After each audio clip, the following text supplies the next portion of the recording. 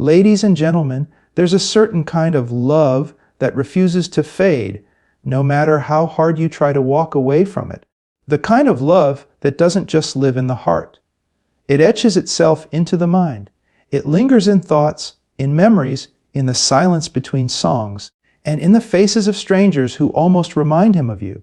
He tries. God knows he tries. He fills his days with distractions, his nights with noise, and his world with everything that isn't you. But the mind is a cruel archivist. It keeps what the heart longs to erase. Your laughter, it echoes in the most unexpected moments. Your eyes, he sees them in every dream he wakes up from too soon. Your absence, it's louder than your presence ever was. He might act like he's fine. Smile like he's over it. Post like he's moved on. But behind closed doors, in those quiet moments when no one's watching, you're there. Not in body, but in memory. Not in voice, but in silence. There's something deeply ironic about the way the human mind works. We assume that time heals, that memories fade, that wounds close up quietly in the dark. But the truth, the mind doesn't work like a delete button. It's more like a scrapbook, one that saves every glance, every whisper, every late night conversation, especially the ones that mattered most. He may try to forget you. He may even want to forget you. But the very act of trying not to think about you makes him think about you even more. The mind can be cruel that way. It clings to the things the heart tries to let go of. It stores your laughter like a familiar song.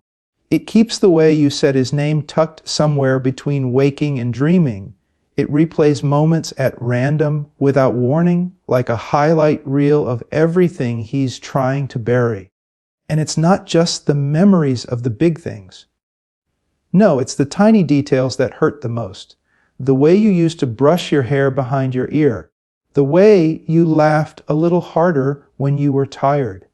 The way your eyes looked at him when you thought he wasn't paying attention. These aren't just memories. They're mental tattoos etched into his brain with ink time can't wash away.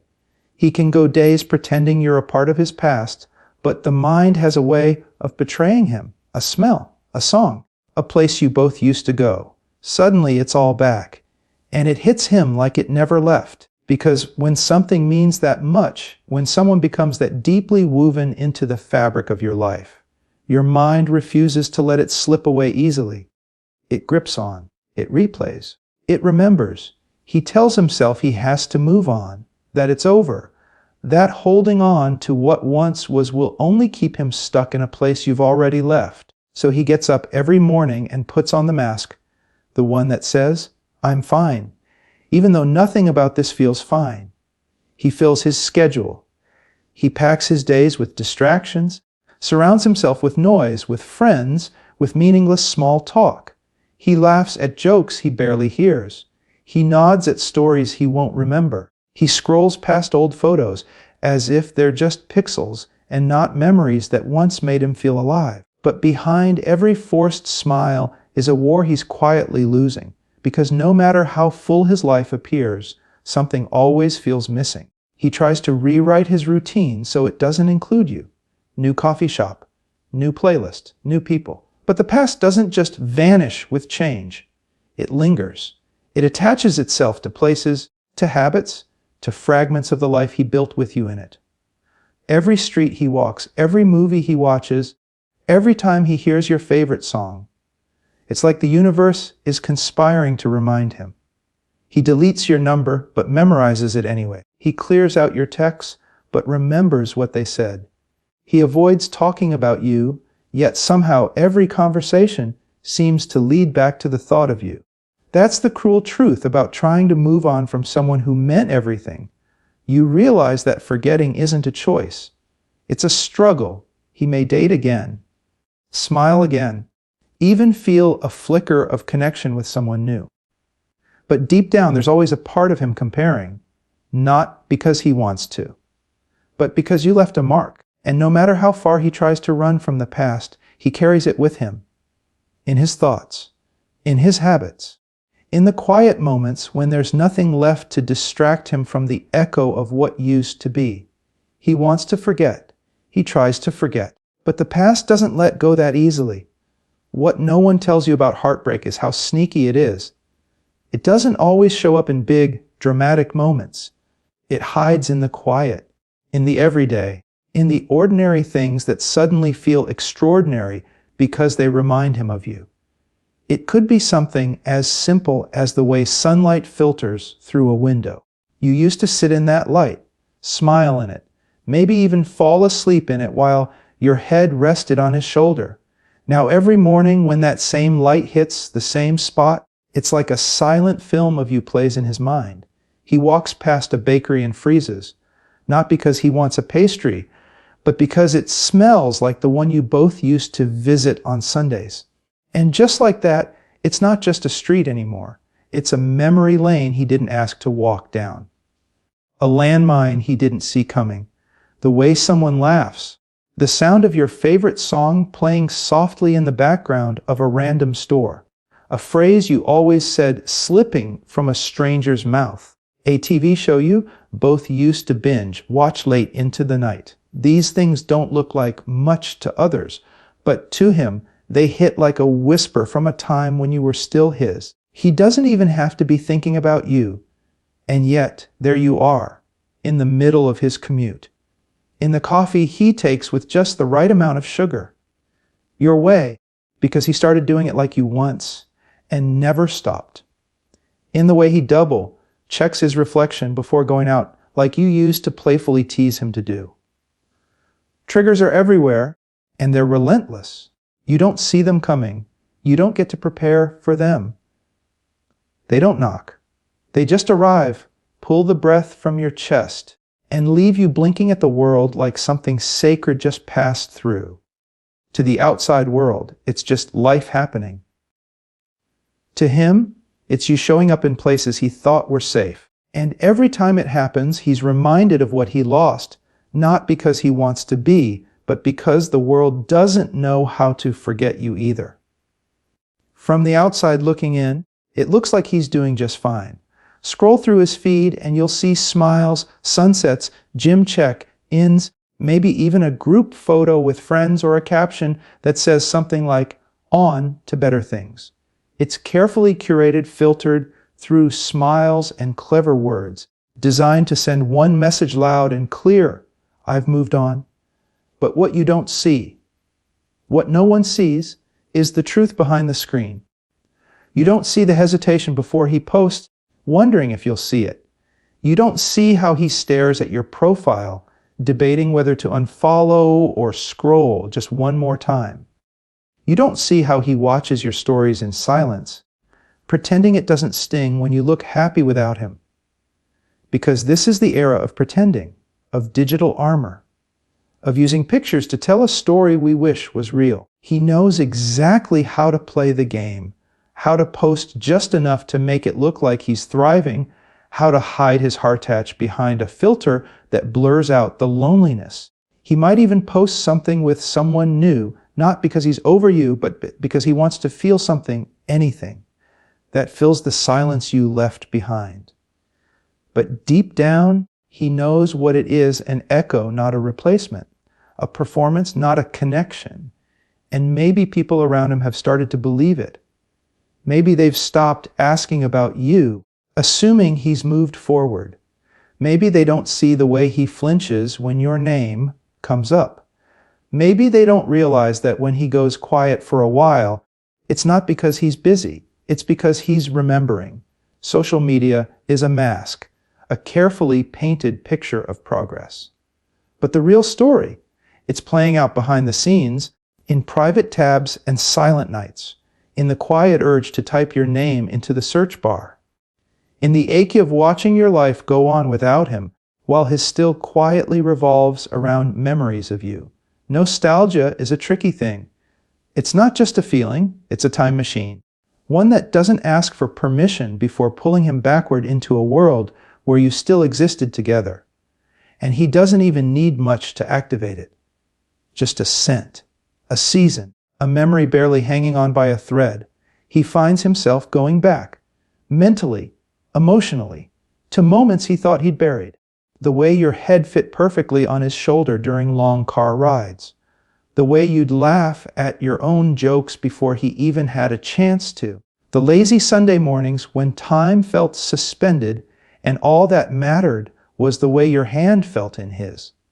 And it's not just the highlights. It's everything. The fights that ended in whispered apologies. The awkward silences that somehow made you feel closer.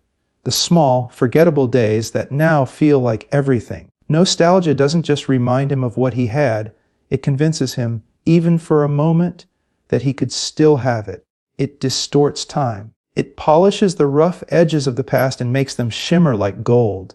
It makes him second guess the ending. Was it really over? Could it have been different? What if? Sometimes the ache isn't even about you directly. It's about who he was when he was with you. That version of himself, the one who felt understood, needed, chosen. That version only existed because of what you two shared. And now that you're gone, it feels like a part of him went missing with you. Even when he tries to focus on the future, the past plays on repeat, not like a broken record, more like a favorite song, one that hurts to hear but feels worse to avoid, because there's a strange comfort in remembering, in reliving, in replaying those scenes over and over, as if the right memory might offer closure, or, at the very least, a moment of peace. That's the power of nostalgia. It doesn't fade. It waits patiently, like a shadow. It shows up when he's alone, when he's tired, when his guard is down. And when it does, it wraps him in a warmth that feels like home. Even if it's only a memory now, he can fake strength in the daylight. He can distract himself with work, conversations, music, anything that keeps his mind from drifting back to you. But sleep is where he has no defense. It's where the truth creeps in uninvited and raw. In his dreams, you're still his. It doesn't matter how long it's been or how hard he's worked to push you out of his waking thoughts.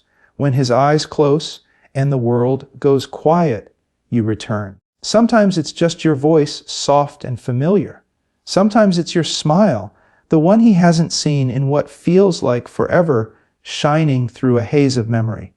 And other times, it's the whole scene, the two of you back in the places that once felt like home, laughing, talking, existing like nothing ever broke. Those dreams don't feel like fiction. They feel like visits, like borrowed time in a world where everything still makes sense. For a few fleeting moments, you're not a memory, you're real.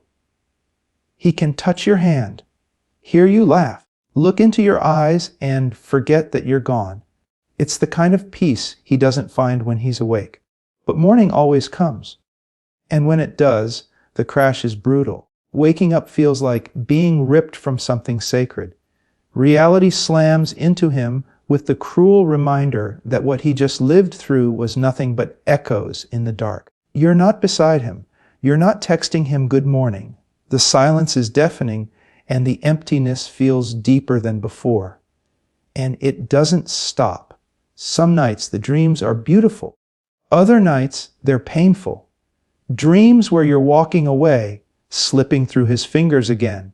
Dreams where he tries to call out to you, but no sound comes out. Dreams that leave him breathless with longing, clutching at pillows as if they might turn into you. He tries to shake them off, tries to ignore the ache that clings to him like fog. But the emotions stay. They carry into the day. They stain everything with a layer of memory, because the subconscious has no filter. It gives him what he's buried, what he misses, what he can't admit to anyone else. Dreams have no boundaries, no timelines, no logic, just truth. And the truth is you're still there, in the part of him that dreams, in the part of him that never let go, in the part of him that wakes up every morning with the ghost of your name still on his lips. Every story has turning points, beginnings, endings, and all the chaos in between. But not every story gets closure. Not every chapter is neatly wrapped up with a bow and a final page. And you're that chapter in his life, the one he keeps going back to, the one that never really ended, just paused mid-sentence, unfinished, unresolved, unforgettable. He tries to write new pages. He tries to move the narrative forward. But every time he picks up the pen, it's like his hands instinctively reach for your part of the story. He flips back through old scenes. How you met, how you laughed until you cried, how it felt when you looked at him like he was the only one in the world. And even the parts that hurt, they still live there, breathing between the lines, because they mattered too. You were a season in his life that left fingerprints on every page that followed. It doesn't matter how far he gets into the next chapters. Your name still lingers in the margins. A word here, a memory there, a quiet moment that pulls him right back into the middle of your shared narrative, no matter how much time has passed. People around him might think he's moved on, that you were just a page he turned like any other, but they don't see how often he reads your part, how he searches for pieces of you in places you've never even been, how he compares every new connection to what you two once had, not because he wants to, but because your chapter was different. It was real, raw, alive, and it set the bar higher than anyone's ever realized. And so he keeps you close, tucked away in the pages of his memory, not as a regret, not even necessarily as a wish to rewind, but as a part of the story that shaped him. A chapter he rereads when he needs to remember what it felt like to love so deeply it scared him, to be seen so clearly it healed him and broke him at the same time. You aren't just a memory, you're a turning point, a lingering presence in the storyline of his life that no amount of editing can erase.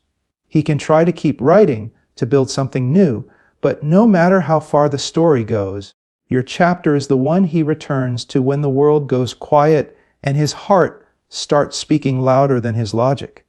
There are people who come into your life and leave quietly, like a passing breeze. And then there are the ones who storm in and change the air completely. The ones who make everything feel different, alive, real. You were that person for him. And no matter how much time has passed, no matter who else walks in or out of his life, that truth doesn't change. Some connections can't be replicated. They can't be replaced. They leave a mark that time can't erase and new faces can't cover up. He may meet someone else who's beautiful, smart, even kind. Someone who checks all the boxes, who says the right things, who fits the image of what a new beginning should look like. But deep down, he knows there was something in the way you made him feel that he hasn't been able to find again. You weren't just a person to him. You were a feeling, a sense of home, a rhythm his heart learned to beat in sync with. And when that's gone, even if someone new shows up, they're not dancing to the same song. They don't speak the language of his soul the way you did. They don't understand the unspoken things. They don't know his silences, his patterns, his chaos, not the way you did. He might not admit it. He might not even show it. But every new connection carries a weight of comparison. And not out of cruelty or intention, but because some bonds leave echoes. And yours, it echoes in his every attempt to start again. It lives in the corners of his mind when he's with someone else and suddenly feels distant without knowing why. It's not about the new person lacking anything. It's about the absence of something he already had. He might look fine. He might even feel content, stable, calm. But that fire, that spark, that thing, the thing that made his soul sit up and pay attention, that was you. And the hard part is that kind of connection doesn't come around twice. So he learns to live with it, to appreciate what was even as he moves forward. But deep in the quiet places of his heart, there's a knowing, a quiet, constant ache that whispers. That was rare. That was real. And I may never find it again. Because while life keeps going and the world keeps spinning, he knows some people are unforgettable not because they stayed, but because they changed everything before they left. Not because he doesn't want to. Not because he hasn't tried, but because some people carve themselves so deeply into your soul, forgetting them would mean forgetting a part of yourself. He may never say it out loud. He may never show it, but in the quietest parts of his mind, in the spaces where truth lives untouched by pride or pretense. You're still there. And the truth is, some connections don't fade. They don't vanish with distance or dissolve with time. They stay, they linger. And they remind us that love, real love, doesn't always leave when the person does. So if you ever feel a pull, a sudden thought of him out of nowhere, maybe it's because somewhere out there he's thinking of you too.